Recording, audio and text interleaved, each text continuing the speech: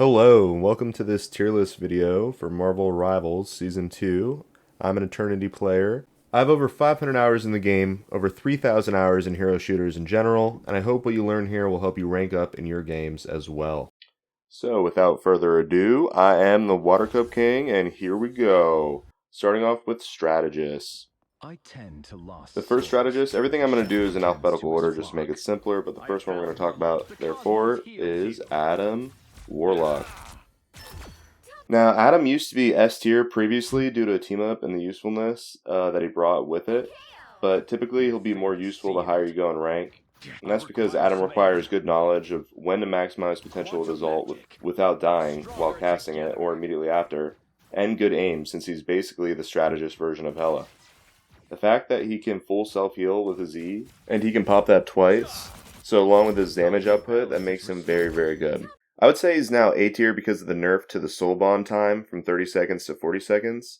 The Karmic Revival doing 30% of a fallen ally's max health is also low-key a nerf, since 250 health targets only get 75 HP, previously they would get 100, and 275 targets get 82.5.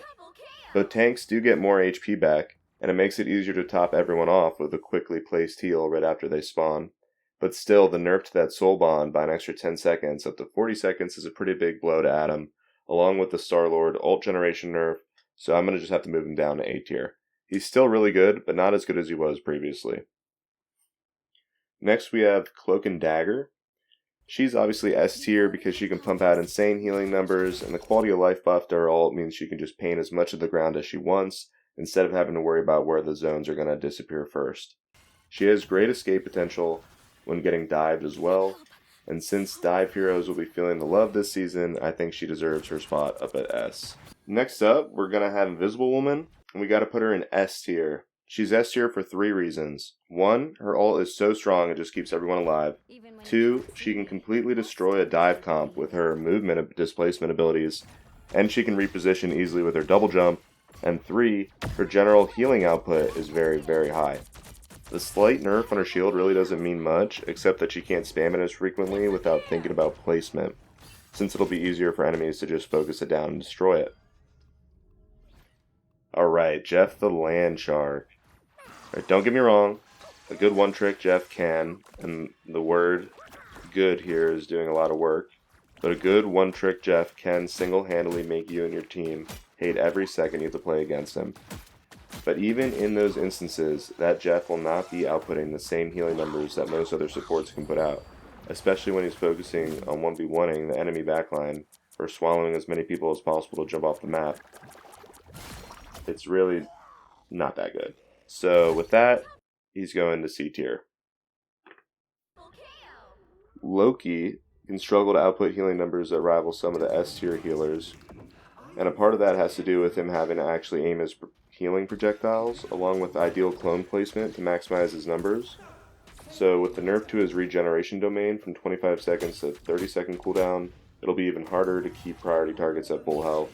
However, Loki's ultimate is very, very good due to its versatility, and having 2 Invisible Woman ults or an extra DPS ult can be game changing in the right hands. So I'm going to put him at A tier. Luna Snow is a tough one because I almost want to put her in A tier, but I think the duration of her ult and the amount of healing output she can put out when she stacks her E and her left shift on a target, and the self-healing she gets just by using her abilities, puts her back up in S tier.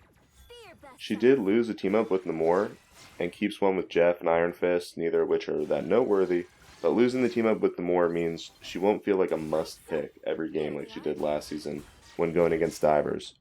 She's S tier, and her hit scan shots help. You have to be able to aim properly with her if you want to maximize usefulness. So otherwise I'd say she's probably A tier, but she moves up to S tier as you get higher rank. So we'll keep her at S tier. Next we have Mantis. And Mantis now being able to stack her orbs makes her very good. So she can just place a ton of healing on an ally and just let it run out over 16 seconds while constantly earning new orbs by doing damage in the backline. She does crazy damage and is a solid DPS in her own right, similar to Adam and Luna. Her ult is pretty standard, keeps everyone alive, but it's probably the worst of the AoE healing ults. It's still very good though. She's A tier. And then next, S tier, Rocket Raccoon. A lot of people were complaining when the rocket changes were announced, mainly the rocket mains, because they didn't want to see another healbot support. I am not a rocket main, and I'm not one of those people. I am happy he is getting these changes. Now you have to actually aim his right-click heal ball to maximize healing on a target. So clearly this means his right-click won't be as good as it was previously if you were just spamming it into the middle of your team hoping for AoE heals. But if you can hit your right-click orbs on allies, you'll find he actually outputs more healing than he did previously. Increasing the orb speed, projectile speed, also helps with that, and having his ult give overshield means no one will die while getting damage boosted on your team. In my opinion, it's a huge change, and it will make Rocket very, very strong, regardless of cutting back on his jump distance and cooldown. He's easily S tier, and that's not even mentioning the insane team up he has with Punisher. Alright, moving on to Vanguards. So Vanguards, like supports, they rely on big game-changing ults to be impactful, and depending what their ultimate ability does, it'll strongly impact how useful they'll be when influencing the outcome of the game for your team. First up, we have Bruce Banner, or Hulk. He's going to be good this patch, there's no denying it. They're buffing his survivability by increasing his mobility, he walks faster, leaps faster, and can bubble more often. Additionally, he is a crack team-up with Namor, and the Iron Man team-up will always be good even if Iron Man doesn't see play that often. I would expect to see Hulk banned in plenty of games this season. I'm going to put him at A tier. Captain America.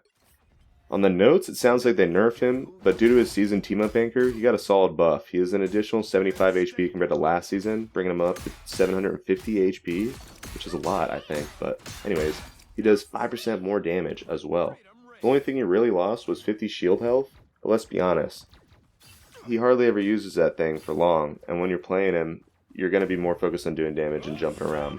He's A tier in general, probably S tier when played with the right team comps, but he's team comp dependent.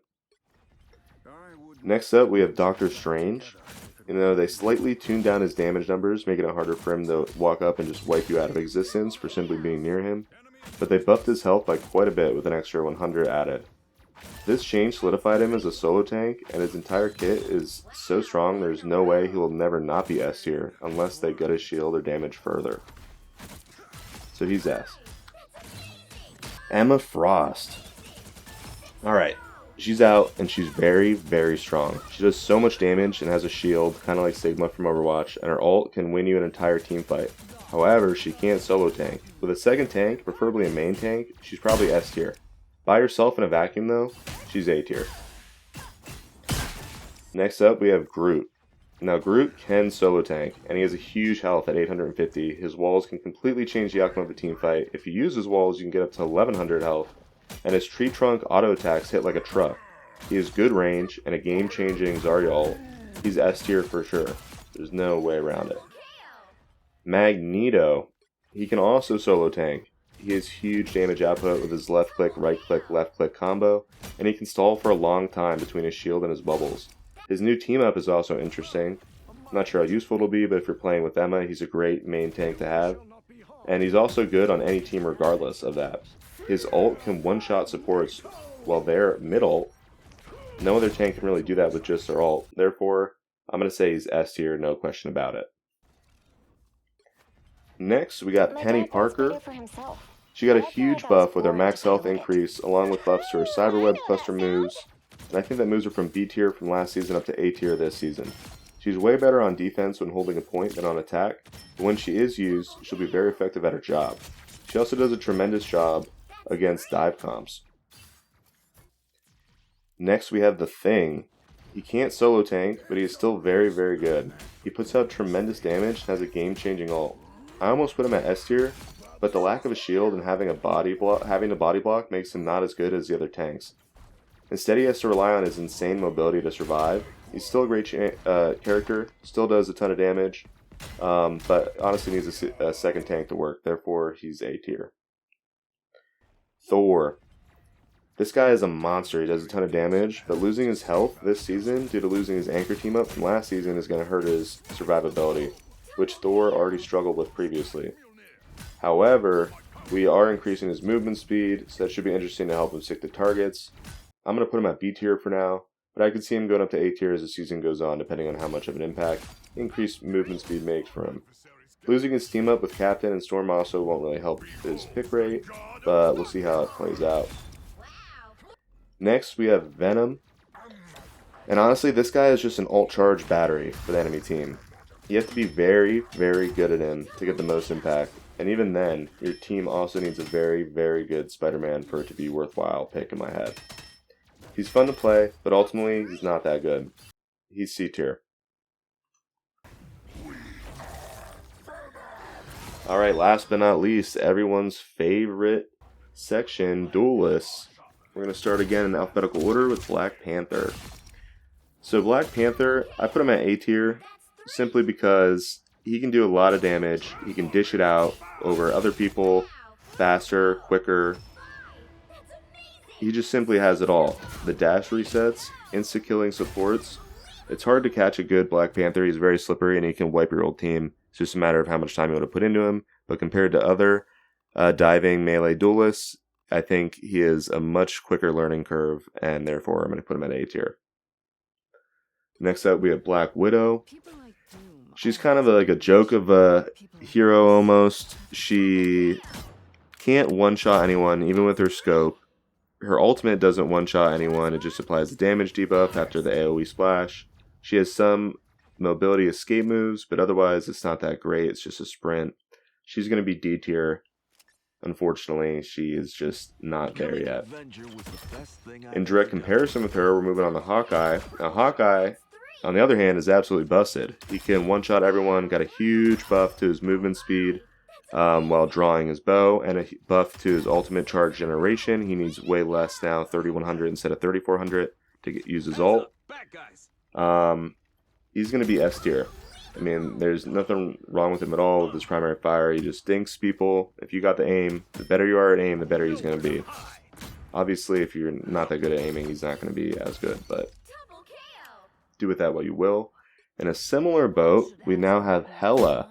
Now, Hela got a bunch of buffs too, in exchange for a nerf to her mobility with the cooldown on her bird mode.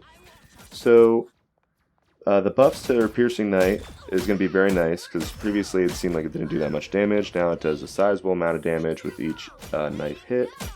And she is always standard great damage from long range. There's no reason why I wouldn't pick Hela in any situation. She also has a great team up with Thor and Loki. Therefore, Hela is S tier. Her ult is also very good. Alright, next we have Human Torch. Now, Human Torch, honestly, I was stuck between putting him between B tier and A tier. He does a lot of damage. They keep buffing him. His shotgun kind of style attacks are a little strange, and considering it's a projectile for a long-range hero to fly, he has a move that's a gap closer, go right up in their face, and then you kind of burst a lot of damage. The only problem with that playstyle, in my opinion, is you kind of just die right away. So I would put him at B tier. I'm sure if you're good, you could move it up to A tier, but I think on average he's definitely a B tier hero for this season. Unless, more buffs come his way.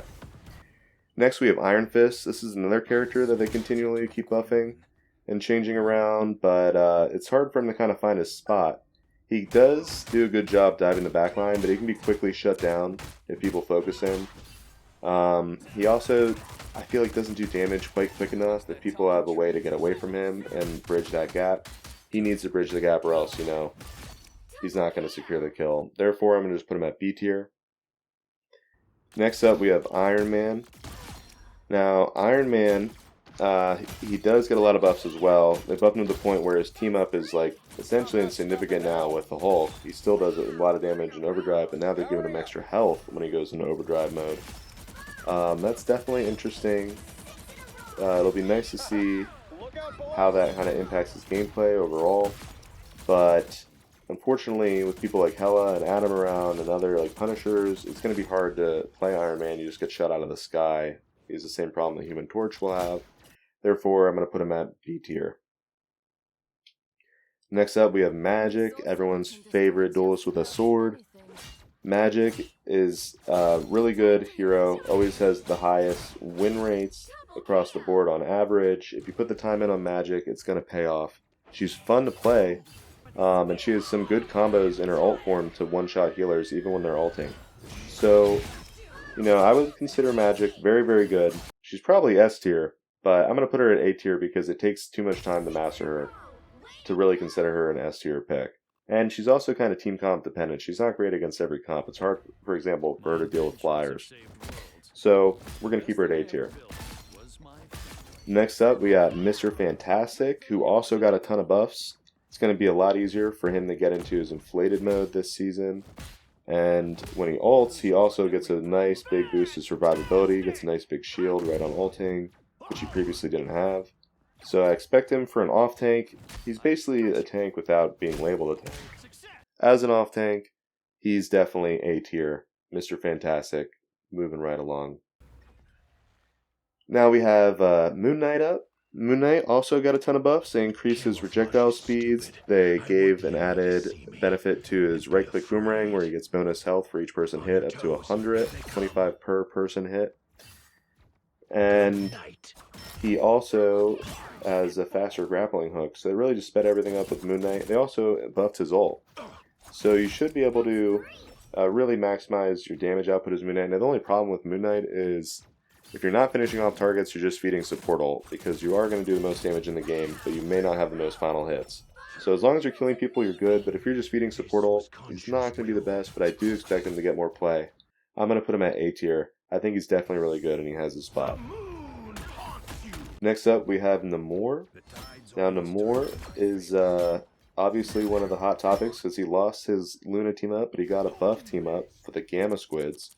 Now, the Gamma Squids, I mean, these things are broken. They have crazy range, they do a ton of damage, they out-damage the old ice squids. Namor is already very good. Now he's even better if he can get that team up. I'm going to put him at S tier. That's where he's been, that's where he's going to stay. He's great, and he's also great against divers. Next, we have Psylocke. Now, Psylocke, she does obviously a ton of damage. Solid pick. She is an engage. She has disengage. She charges up her ult very fast. Her ult makes her invulnerable and she can take out a backline with it. If you get good at Psylocke, and it doesn't take long to get at her, her difficulty rating is a lie. I mean, she's solid. She's always going to be solid in any team that you pick. She can deal with everything. I'm going to put her at S tier. Next up, we got Scarlet Witch, who got a huge buff to her damage. They got rid of the percent damage on her left click, but now they just made it a flat damage, and they increased that as well. So they also lowered her survivability by making it so her phase time is less and she can phase less often. But, I mean, compared to the damage buffs her left click and her right click got, along with the team up now that she has with Strange, I mean, this team up is also busted. She's easily A tier. With Strange, she's honestly probably even S tier. I could see her in way more games this season, especially with that team up. So, definitely keep an eye out for Scarlet Witch. Next, we have Spider-Man. I mean, he's very strong. He's the most mobile character in the game, but you have to sink like at least 50 hours into him to be effective. Therefore, you know, he's probably only B tier. I could see in the right hands he's A tier, maybe even S tier, right? If you're Necros or something. But this tier list, you know, assumes the best case scenario. Otherwise, he's probably C tier most of the time since most people suck at him. So for a nice middle ground, I'm going to just put him at B tier. Next, we have Squirrel Girl. She's very reliable. She's very easy to play. She does a lot of damage, has no damage fall off. You just have to hit those projectiles. Now, if you can hit her grenades, I mean, I could easily see her being an A tier character. However, I'm gonna have to put her at B tier because I think she's really not as consistent. Maybe it's just the players that pick her, but if you main her, I mean, she's very good. I'd move her up tier, but in general, I'm gonna just put her at B tier. I think there's other people that do the job better. Next, we got Star-Lord. Now, Star-Lord previously, last season, was S tier, but since they nerfed his ult generation with a Z and how fast he's going to get it, I mean, he is one of the best ults in the DPS category for sure. Just auto lock on, infinite flying, shoot everybody. I mean, it's very, very good, but nerfing the damage on a Z and the ult generation from a Z, which is what he would use to spam his ult a lot because you have to spam your E to get it. It'll be harder for him to rapidly generate his ult charge like he has in the past. So I'm going to move him down to A tier, but he's probably at the top of A tier. Next up we have Storm, and she's also A tier. She's probably the best flyer in the game. She does a ton of damage. She does great team buffs, whether it's movement or damage buff for your team. And her ult is nasty. You can team wipe with her ult. I think Storm is definitely A tier, one of the best flyers in the game, but falls a little bit short of the other S tier heroes. Moving on, we got the Punisher. And the Punisher retains his team up with Rocket, which is great because his team up is cracked. He can mow down enemies super fast, mow down Groot walls, mow down Groot. He also has a shotgun in case you want to get up close and just blow tanks away. He's very, very strong, very versatile. He has a turret that basically has like a front forward shield for him. Gives him that long range damage as well. His ultimate, you can clear a team with it. He's definitely very strong. He has high mobility with his grappling hooks.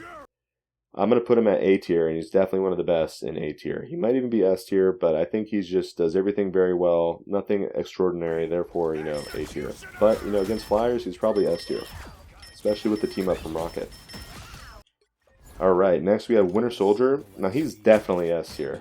I know they nerfed his hook from 8 to 12 seconds, and they nerfed his ult damage from 100 to 80, and they made the threshold 15% instead of 20 of the max HP for the execution, but Bucky's still going to be one of the strongest characters in the game. His kit has literally everything, and he's relatively tanky. Every time he uses a move, regardless of whether he hits someone, he gets that shield. He's an absolute menace. He can team wipe. He's S tier easily. Probably one of the best CPS in the game. And he's relatively easy. Lastly, we have Wolverine. And Wolverine, they changed his rage generation. They slightly nerfed his ult by making the CC on it about 0.25 seconds shorter. But I think in the right hands, Wolverine is literally an animal.